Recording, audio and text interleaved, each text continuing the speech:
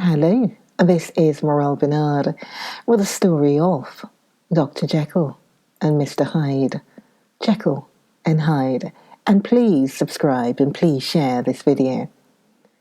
Mr. Utterson, the lawyer, was a man of a rugged countenance that was never lighted by a smile. Cold, scanty, and embarrassed in discourse, backward in sentiment, lean, long, dusty, dreary, and yet somehow lovable. At friendly meetings and when the wine was to his taste, something eminently human beckoned from his eye, something indeed which never found its way into his talk, but which spoke not only in these silent symbols of the after-dinner face, but more often and loudly in the acts of his life. He was austere with himself, drank gin when he was alone to mortify a taste for vintages, and though he enjoyed the theatre, had not crossed the doors of one for 20 years. But he had an approved tolerance for others, sometimes wondering, almost with envy, at the high pressure involved in their misdeeds, and in any extremity inclined to help rather than to reprove. I incline to Cain's heresy, he used to say quaintly. I let my brother go to the devil in his own way. In this character, it was frequently his fortune to be the last reputable acquaintance and the last good influence on the lives of down-going men. And to such as these, so long as they came about his chambers, he never marked a shade of change in his demeanour. No doubt the feat was easy to Mr. Utterson, for he was undemonstrative at the best, and even his friendships seemed to be founded in a similar catholicity of good nature. It is the mark of a modest man to accept his friendly circle ready-made from the hands of opportunity, and that was the lawyer's way. His friends were those of his own blood, or those whom he had known the longest. His affections, like ivy, were the growth of time. They implied no aptness in the object. Hence, no doubt, the bond that united him to Mr. Richard Enfield, his distant kinsman, the well-known man about town. It was a nut to crack for many, what these two could see in each other, or what subject they could find in common. It was reported by those who encountered them in their Sunday walks that they said nothing, looked singularly dull, and would hail with obvious relief the appearance of a friend. For all that, the two men put the greatest store by these excursions, counted them the chief jewel of each week, and not only set aside occasions of pleasure, but even resisted the calls of business that they might enjoy them uninterrupted. It chanced on one of these rambles that their way led them down a by-street in a busy quarter of London. The street was small and what is called quiet, but it drove a thriving trade on the weekdays. The inhabitants were all doing well, it seemed, and all immensely hoping to do better still, and laying out the surplus of their grains in congruity, so that the shop front stood along that thoroughfare with an air of invitation, like rows of smiling saleswomen. Even on Sunday, when it veiled its more florid charms and lay comparatively empty of passage, the street shone out in contrast to its dingy neighbourhood like a fire in a forest, and with its freshly painted shutters, well-polished brasses, and general cleanliness and gaiety of note, instantly caught and pleased the eye of the passenger. 2 doors from one corner on the left hand, going east, the line was broken by the entry of a court. And just at that point, a certain sinister block of building thrust forward its gable on the street. It was 2 stories high, showed no window, nothing but a door on the lower story, and a blind forehead of discoloured wall on the upper, and bore in every feature the marks of prolonged and sordid negligence. The door, which was equipped with neither bell nor knocker, was blistered and disdained. Tramps slouched into the recess and struck matches on the panels. Children kept shop upon the steps. The schoolboy had tried his knife on the mouldings, and for close on a generation no one had appeared to drive away these random visitors or to repair their ravages. Mr. Enfield and the lawyer were on the other side of the by-street, but when they came abreast of the entry, the former lifted up his cane and pointed. "Did you ever remark that door?" he asked, and when his companion had replied in the affirmative, "It is connected, in my mind," added he, "with a very odd story." "Indeed," said Mr. Utterson with a slight change of voice. "And what was that?" "Well, it was this way," returned Mr. Enfield. "I was coming home from some place at the end of the world about 3 o'clock of a black winter morning, and my way lay through a part of some town where there was literally nothing to be seen but lamps. Street after street, and all the folks asleep, street after street, all lighted up as if for a procession, and all as empty as a church. Till at last I got into that state of mind when a man listens and listens and begins to long for the sight of a policeman. All at once I saw 2 figures. One, a little man who was stumping along eastward at a good walk, and the other, a girl of maybe 8 or 10, who was running as hard as she was able down a cross street. Well, sir, the 2 ran into one another naturally enough at the corner, and then came the horrible part of the thing. For the man trampled calmly over the child's body, and left her screaming on the ground. It sounds nothing to hear, but it was hellish to see. It wasn't like a man, it was like some damned juggernaut. I gave a few halloa, took to my heels, collared my gentleman, and brought him back to where there was already quite a group about the screaming child. He was perfectly cool, and made no resistance, but gave me one look so ugly that it brought out the sweat on me like running. The people who were turned out were the girl's own family, and pretty soon the doctor for whom she had been sent put in his appearance. Well, the child was not much the worse, more frightened, according to the sore bones, and there you might have supposed would be an end to it. But there was one curious circumstance. I had taken a loathing to my gentleman at first sight. So had the child's family, which was only natural. But the doctor's case was what struck me.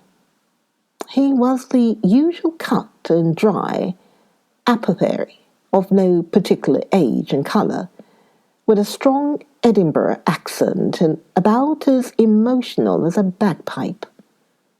Well, sir, he was like the rest of us.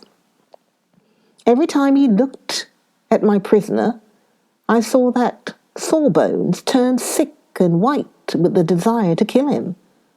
I knew what was in his mind, just as he knew what was in mine, and killing being out of the question, we did the next best. We told the man We could and would make such a scandal out of this as should make his name stink from one end of London to the other. If he had any friends or any credit, we undertook that he should lose them. And all the time, as we were pitching it in red hot, we were keeping the women off him as best as we could, for they were as wild as harpies. I never saw circle such hateful faces. And there was the man in the middle, with a kind of black sneering coolness. Frightened, too. I could see that. But carrying it off, sir, really like Satan. If you choose to make capital out of this accident, said he, I am naturally helpless. No gentleman but wishes to avoid a scene, says he. Name your figure. Well, we screwed him up to £100 for the Charles family. He would have clearly liked to stick out, but there was something about the lot of us that meant mischief, and at last he struck. The next thing was to get the money. And where do you think he carried us but to that place with the door? Whipped out a key, went in, and presently came back with the matter of £10 in gold and a cheque for the balance on Coots, drawn payable to bearer and signed with a name that I can't mention, though it's one of the points of my story. But it was a name at least very well known and often printed. The figure was stiff, but the signature was good. For more than that, it was only genuine. I took the liberty of pointing out to my gentleman that the whole business looked apocryphal, and that a man does not in real life walk into a cellar door at 4 a.m. and come out with another man's cheque for clothes upon £100. But he was quite easy and sneering. Set your mind at rest, says he. I will stay with you till the banks open and cash the cheque myself. So we all set off, the doctor and the child's father and our friend and myself, and passed the rest of the night in my chambers. And next day, when we had breakfasted, went in a body to the bank. I gave in the cheque myself and said I had every reason to believe it was a forgery. Not a bit of it. The cheque was genuine. Tut, tut, said Mr. Utterson. I see you feel as I do, said Mr. Enfield. Yes, it's a bad story. For my man was a fellow that nobody could have to do with, a really damnable man, and the person that drew the cheque is the very pink of the proprietors, celebrated too, and what makes it worse, one of your fellows who do what they call good. Blackmail, I suppose. An honest man paying through the nose for some of the capers of his youth. Blackmail House is what I call the place with the door in consequence.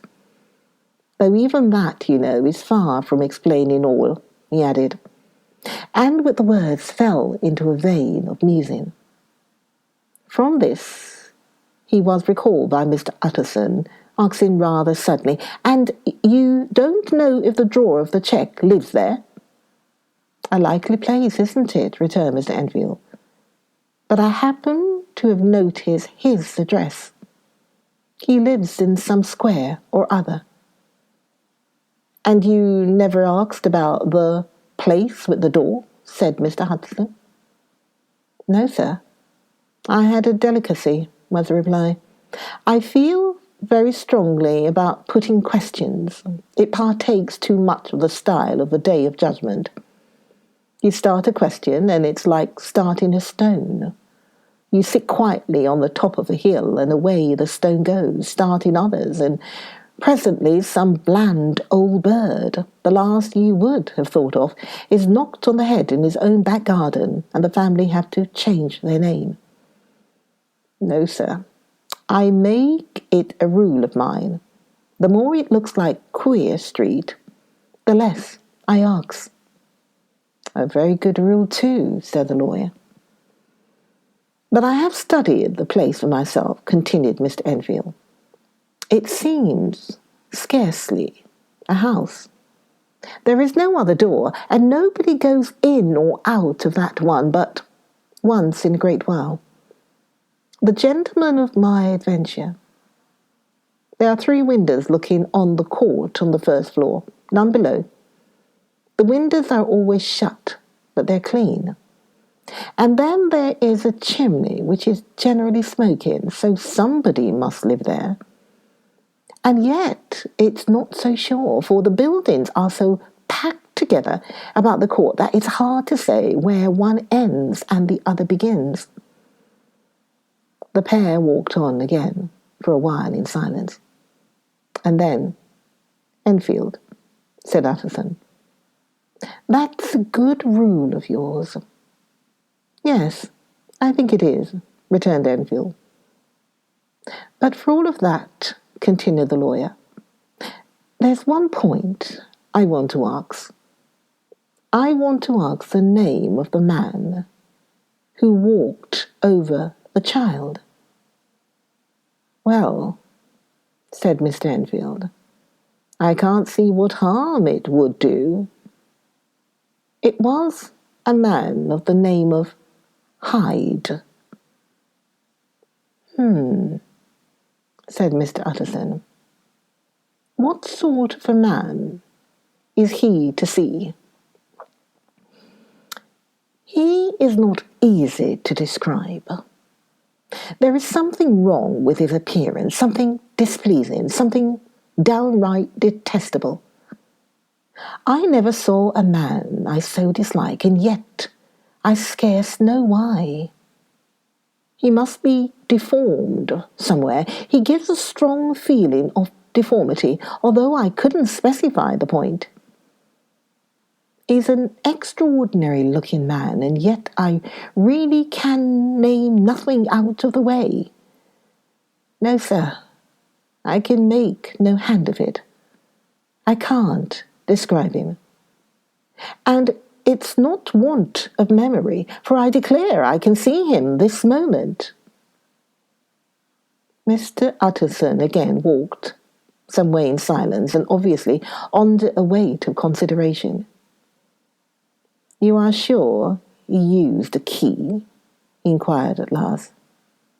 My dear sir, began Enfield, surprised out of himself. Yes, I know, said Utterson. I know it must seem strange. The fact is, if I do not ask you the name of the other party, it's because I know it already. You see, Richard, your tale has gone home. If you have been inexact in any point, you had better correct it. I think you might have warned me, returned the other with a touch of sulliness. But I have been pedantically exact, as you call it. The fellow had a key, and what's more, he has it still. I saw him use it not a week ago. Mr. Utterson sighed deeply, but said never a word. And the young man presently resumed. Here is another lesson, to say nothing, said he. I am ashamed of my long tongue. Let us make a bargain never to refer to this again. With all my heart, said the lawyer. I shake hands on that, Richard. You are listening to Morale Bernard, where the case of Jekyll and Hyde. Join me for the next video of Dr. Jekyll and Mr. Hyde. And please subscribe, please share. See you next video for Jekyll and Hyde. Okay, thank you. Morale, bye.